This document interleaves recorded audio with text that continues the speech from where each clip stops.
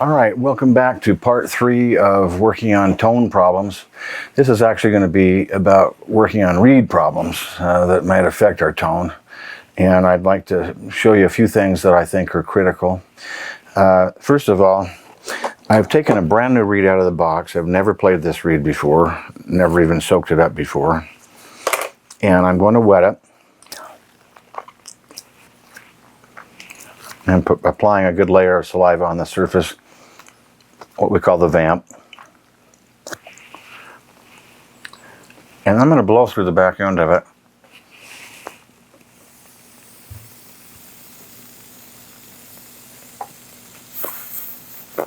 You can see it is bubbling. It's like it's boiling. That's because this used to be a plant. And when it was a plant and living, those little pores were how the food was taken up to the plant cells and so on. So the cane here is made up of little pieces of fiber, and in between those fibers are these little pores or these little holes. When a reed is brand new, if those holes are wide open, that's really a problem. And so we take steps to see if we can't seal up the pores. In effect, we're making the reed a little bit more waterproof. If I play the reed too long while it's wide open like this, those little fibers just keep soaking up water and soaking up water, and they may get to be too big and fat and logy. They won't vibrate right. Some people say that's waterlogging the reed, and at that point you've permanently damaged it. It may not come back. I should have glass here. Make sure there's no extra gunk here. I'm going to show you historically. We've done this by rubbing the cane on paper. I'm going to bring this down here so that you can see what I'm doing. And I will hold the paper so it doesn't crumple. If it crumples, I could break the tip. And then I'm going to rub the reed on the paper like this.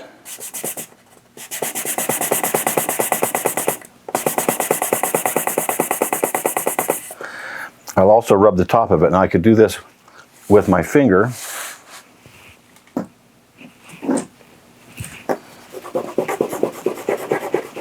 Like this.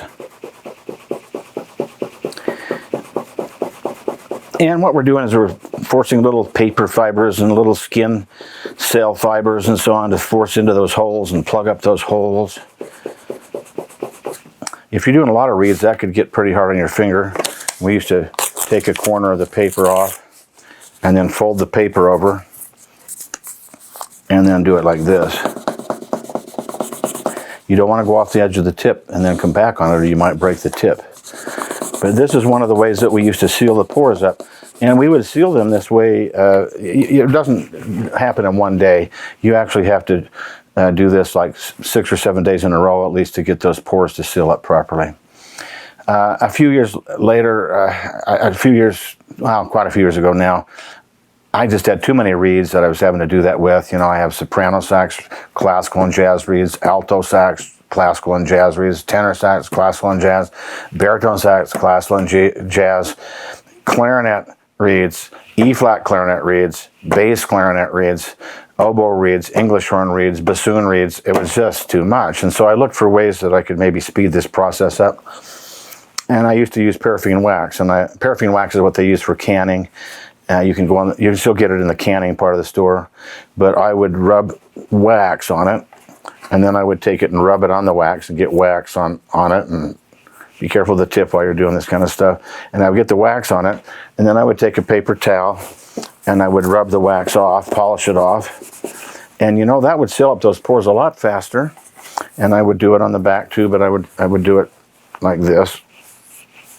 Be careful if you crunch down on the tip too hard at the end. I let up on the pressure at the end, and I might have to turn it around. But I would get all that wax off that I could. At that point, if I put water on it, it would actually bead up, almost like when you wax your car. So we haven't sealed up the pores yet. We've gone a little ways toward that, but that's kind of historically, we've done a lot of that kind of stuff. Now, what I've been doing the last few years, the new reed like this, is I would coat it with lanolin. And I mentioned this in the basics chapter, but this is a particular brand name called Lansino. It's in a lavender box when it comes, but I showed that in the other video. This is, you have to go in the breastfeeding part of the store for this. But I'll just take a little bit like this, and then I will rub that on the top of the reed like this. And then I rub it on the back also. Get a little bit more from the top to go back to the back. And then I want to go down on it. And I'm even going to take a little bit of this and rub it on that back part where I blew through a little while ago. And this will help to seal off those pores too, so we don't have air leaking through them or water. And sometimes I'll let it sit like that a short time. It won't play like this with the lanolin on it. But I do wipe it off then with a paper towel. And I've actually gotten to where I store the reeds in this stuff. So when I take it out to play it the next time, I'm going to have to rub all the lanolin off of it. If it's been a little while since I played it, the lanolin might not come off quite as easy as this. And sometimes I'll just soak it a little bit more to get the lanolin off. But I've found that I can play the reed a lot longer when it's brand new that way. And if it's brand new, let's say I'm doing a recording session, I pull out a new reed, it's playing pretty well. 30-40 minutes into the session, I'm going to renew the lanolin on it. And then in about 30-45 minutes, I'll do it again. And then an hour or two later, I'll do it again in an hour.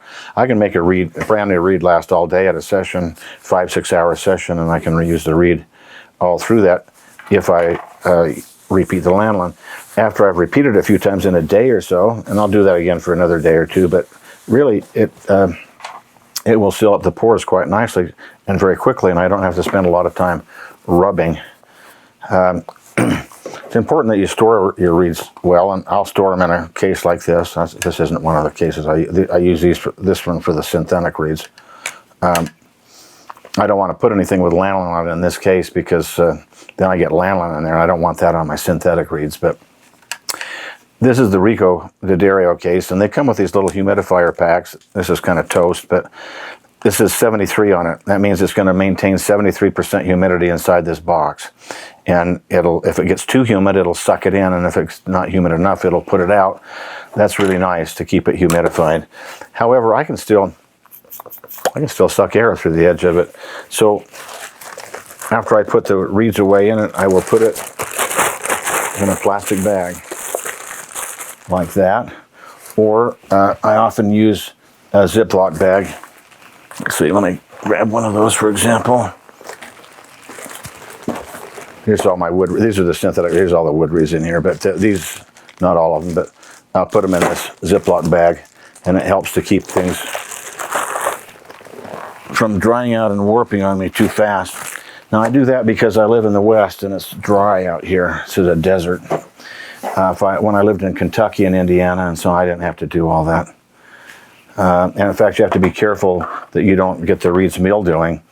I actually had a girl, she was a bassoon student when I lived in Indiana, Bloomington, and she came in with her bassoon reed, and she had put it in a little clarinet, Van Doren clarinet reed box, the old purple ones that snap closed. It actually sealed pretty tight, and I said, you know, we're in Indiana, you better punch a hole in that box, or a couple of holes. And so she came the next week to the lesson, she hadn't done it. She came again to the next lesson, hadn't done it. Came the fourth week, and she still hadn't punched any holes in it. And I noticed as you took the reed out, I saw a black spot. As we looked through it, and it looked like when you look through the back of the reed, it looked like there was a pumpkin inside, the inside of a pumpkin, a jungle in there. I said, oh my gosh, you've been putting this in your mouth. You don't want to put it in your mouth. So, you know, if we're in different climates, we have to do different things. But here, I'll even tape up. I'll use black electrical tape, and I'll tape up a mouthpiece cap. Here's another example. This has a big slit right down there. Well, that might be okay in Indiana, but I'm going to wrap that. You can see that I have wrapped that with black electrical tape, and that keeps it so that when I put the cap on, it keeps the air from getting into the reed so much. So we use that kind of thing in plastic bags and everything else around here. Now I don't let it sit very long, because a wet piece of wood, when it's this dry, it'll dry quickly, and then the sides will curl up and it'll warp. Then it doesn't seal on the mouthpiece. That's a big problem. I'm going to do this demonstration on the jazz setup.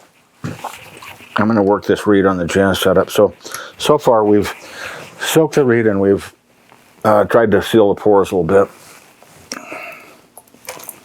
Take off the... By the way, if you're caring for these reeds, you want to be sure you wipe them off, because if you leave them on the mouthpiece and you don't take care of them, they'll accumulate a bit of junk on the back. It'll calcify there, and then they won't play. So you got to kind of keep that wiped off. Other than that, you don't have to fool with all this stuff on a synthetic reed. When I put the reed on, I put a heavy layer of saliva on the lay of the mouthpiece, and I put the reed into that. That will help with the reed swelling in place there, and it'll help with the seal. And the number one thing that we've got to make sure, once we've cared for the reed, and as we care for the reed, we've got to make sure that this reed will seal. So I'm going to put it on, firm up the ligature. Then I'm going to plug up the back on my hand. There we go. That's pretty good seal. I've had reeds before that wouldn't even open. That's a pretty good seal. If you put on a reed and it won't seal, you're toast. It will not respond. It is no fun to play. And there's some things that you can do about that. You can do that with a knife. If you use a reed knife, though, you've got to be sure that you don't tilt it, do weird things. You've got to be very flat with it, or you can cause more trouble than you're solving. Rousseau was very adamant about this part of the reed being very flat, and he would take the... I don't use sandpaper as much anymore, but it's this kind of sandpaper. It's wet or dry, silicon carbide, usually number 400 would be about what I'd use, and it wouldn't be bigger than this. But he would set that on the edge of the table, hang the reed. You can't see this. He would put it on the edge of the table, hang it off the edge of the table, and then rub the reed this way on the sandpaper. And he would seriously do that until you couldn't even see the label on it anymore. Now I have another handy tool here. This is a reed file. You can't get these easily, but this is a really coarse, heavy-duty file. And I can put the reed on here if it's not flat and sealing properly. I can put it on here, and where I put the pressure is where it comes off. This is what I used to do with sandpaper, where I put the pressure up here if I want it up here. In this case, I don't want it touching the tip or underneath the front of the vamp, so I'm putting all the pressure back here. But by doing this, I can really flatten that back of that reed.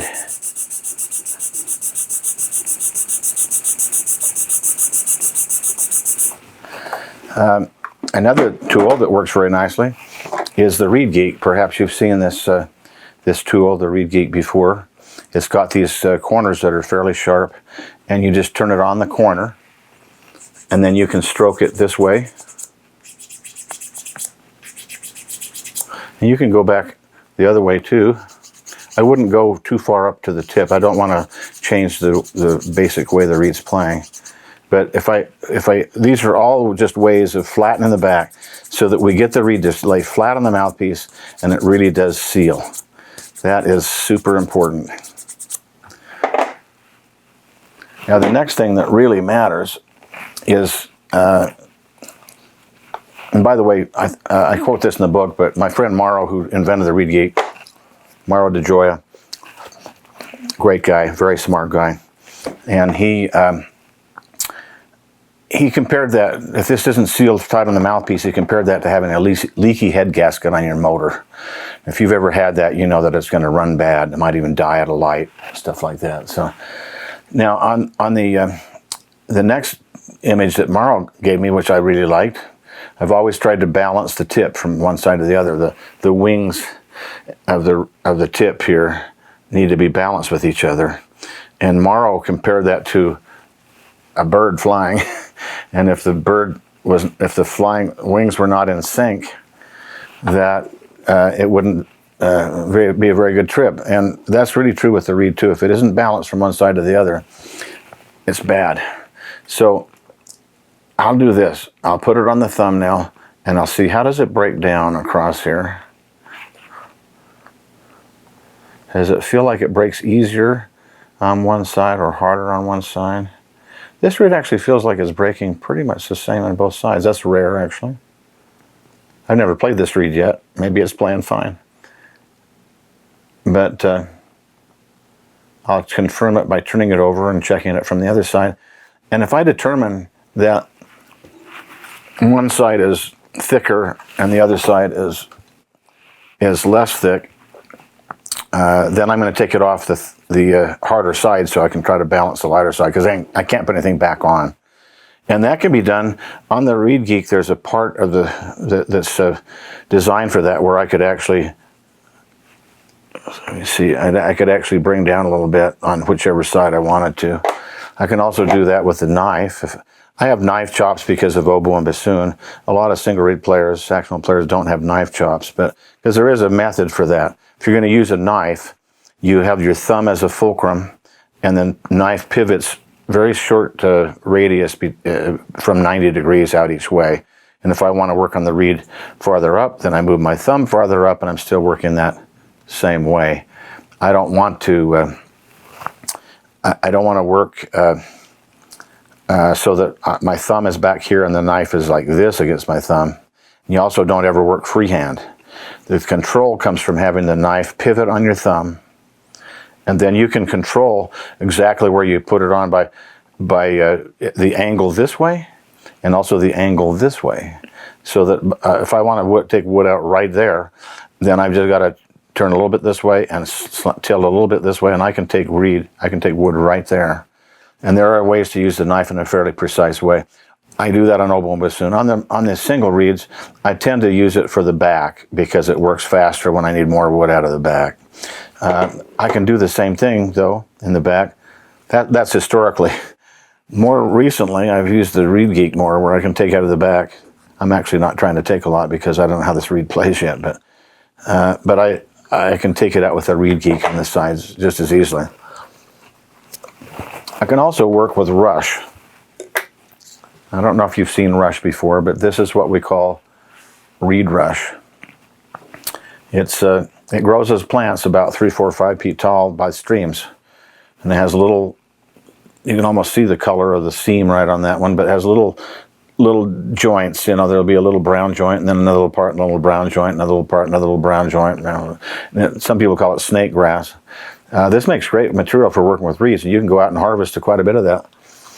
While it's still wet, you cut out the joints and then keep the parts in between. This is a little longer than you usually get out of a piece like that. Kind of nice. And then you have to soak it before you use it. Just soak it down good. And then what I do is pinch down the end. That's going to be my working surface. And then I will kind of bend up the back part. That's my handle. Now I'm holding on with it here, and I've got it under my first finger here, and I can use this to work on reeds. If I want to take something out of the sides, I can do that. But it's slower. It's safer because it's a lot slower. But the thing I really use it for is the tip. The last thing that happens at the reed factory is they clip the tip. When you clip the tip, it blunts the tip a little bit. And so let me use a better surface here. This is something that Reedgate makes also, and I love this. I can put my reed on that, and it's a very flat surface, like having a piece of glass, but it's very flat surface to work on. And then for thinning the tip, I can actually, and get this set the right way, I can actually come back against the tip like this. You can't do this with anything else and expect not to break the tip, but I can come back against the tip with this and not break it. And so I can kind of take a little bit of that bluntness off. I do that especially with my classical reeds. When I have that tip part working nicely, then I can come at it from nowhere and I can fade to nowhere.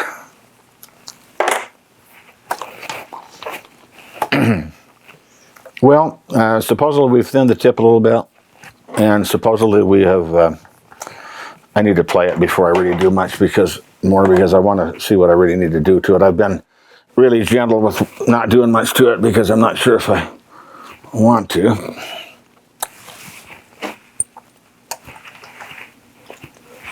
All right, let's see what happens here. I'm going to put this on the sax. Bring this back up for a minute. Let's just see how it sounds.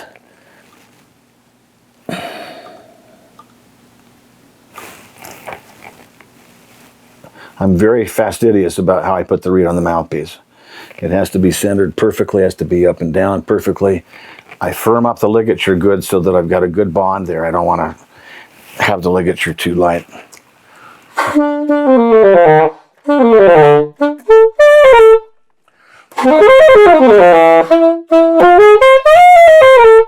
Feels just a little bit too hard.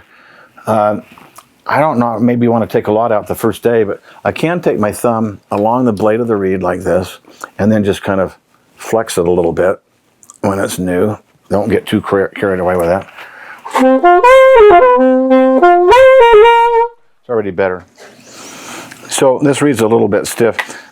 One of the things that I could do with that, take the rush, go all the way up and down each side just a little bit.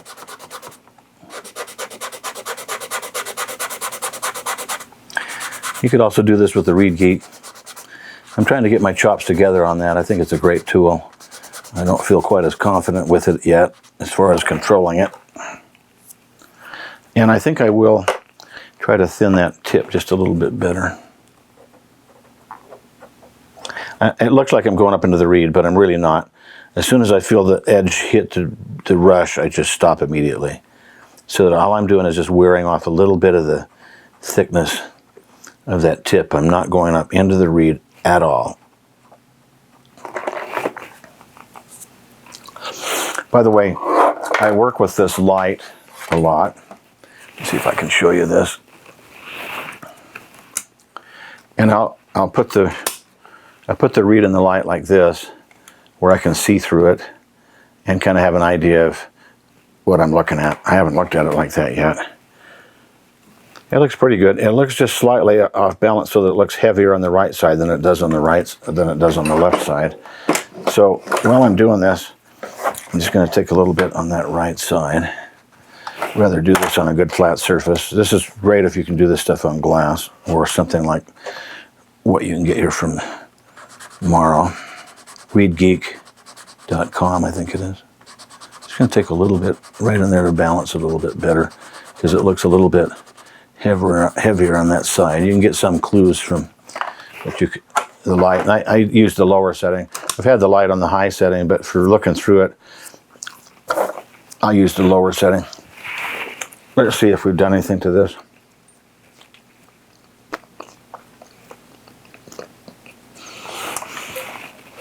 So the first thing is I got to have the reed sealing. The second thing is I want to balance the wings so that it's vibrating properly. Then I might thin the tip if it feels like it needs it. Most of the time, I pretty much do it as a matter of course because it's always blunted a little bit. And I'll thin the tip. I'll actually do a little test like this. It's taking me too much to get that off the ground, so I need to do more with the tip. That's not as much as I would like to get out of that. I do what I call the beep test.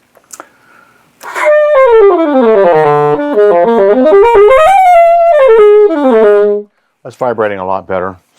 I'm just going to take a little bit more out of the sides a little faster here.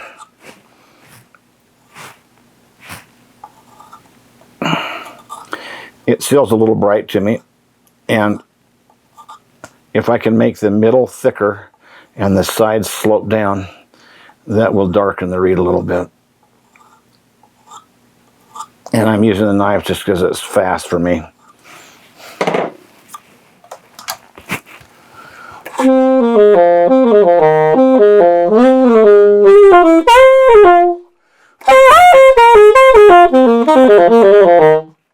That's getting better. If the low notes are tubby, Not too bad actually, but the low notes live on the back part of the reed. Let's see if I can get this way so you can see it.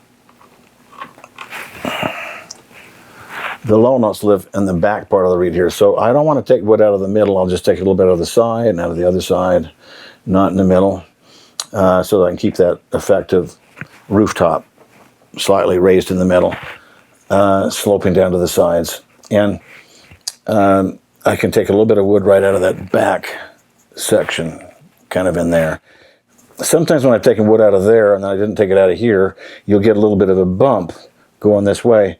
That's going to show up in your middle register, like around your D with the octave key. That note's always a little stuffy, but if it's extra stuffy, it's probably that reed. Not too bad. In that case, I would take a little bit more farther up the reed and smooth it. Just kind of blend it and smooth it up a little bit more. That might be all I do to a reed the first day. You can tell it's vibrating a lot better than it was when I started.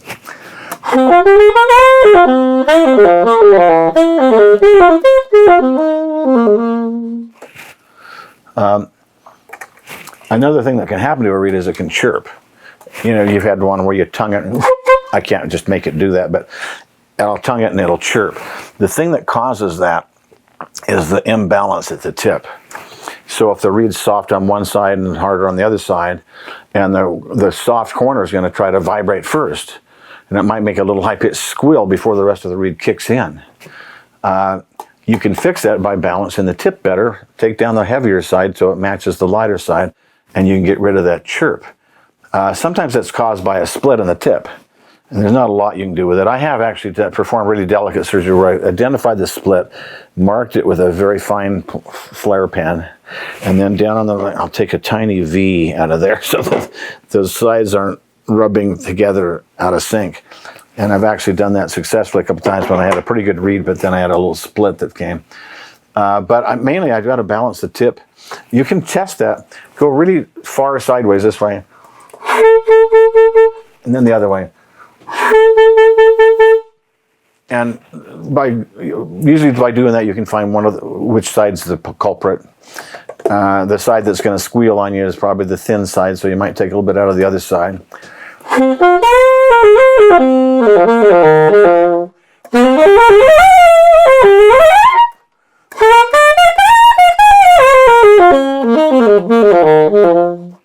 That's starting to play pretty well.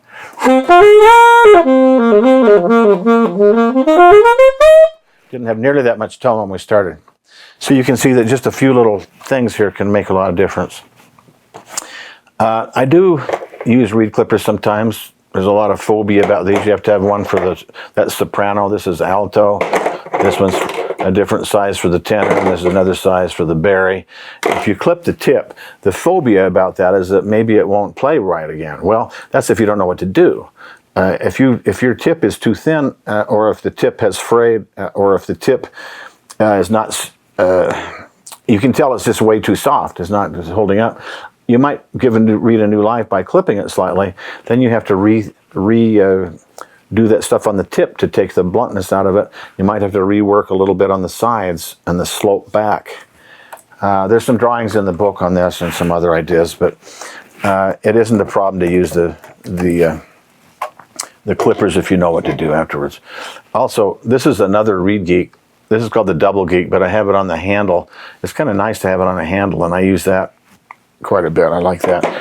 A little more money. This is the universal one, and it works great, especially for thinning the back of the reed, or for flattening the back and getting it sealing good. I like that. I think we've kind of covered what I want to cover. Sealing, balancing, thinning the tip, fixing low notes, fixing middle notes, and chirping. Those are the biggest things that go wrong all the time. And then caring for it properly. And see, now that I've played this reed a little bit, I'm going to put it away. When I put it away, I'm going to take, again, a bit of lanolin on the finger like I showed you before. And I'm going to rub that on the top. And then I'm going to rub it on the bottom. Take a little more off the top, get the better coating on the bottom. I'll protect this reed because actually I think this is going to materialize into quite a nice reed. And then I'll put that in that case. Now, I don't have room in my other D'Addario case for that right now, so I'm not putting it there. And I'll wipe the stuff off my fingers. And then if you're in the West, if you're in Utah like I am, you're going to take that reed and you're going to put it inside the plastic bag and seal that up a little bit. Then when I take it out next time, it's going to be ready to play. All I have to do is wipe off the lanolin.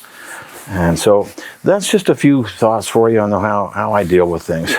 And it's been pretty successful, I think. So I hope this has been really helpful to you. And I do mention in the book some other sources that you go to. I'm not trying to make a full resource here for you on reeds. I would recommend that Kalman-Opperman Handbook for Adjusting and for Making and Adjusting Single Reeds. Handbook for Making and Adjusting Single Reeds, Kalman-Opperman. Really good book. The 9th chapter has all these problem-solving things. What if the reed's doing this? Do that. What if the reed's doing this? We'll try this or this or this. It's really a fantastic source, and that's more of the full resource that I think you need. I just want to give you some ideas from my standpoint and things that I do when I'm teaching. And I feel almost like a miracle worker with reeds from students. They come in and they say, this isn't working. Before they leave, it's working. They feel what it's supposed to feel like. I think that's super valuable. So I hope this has been valuable to you. And I'm going to sign off, and I'll see you in another video for another chapter.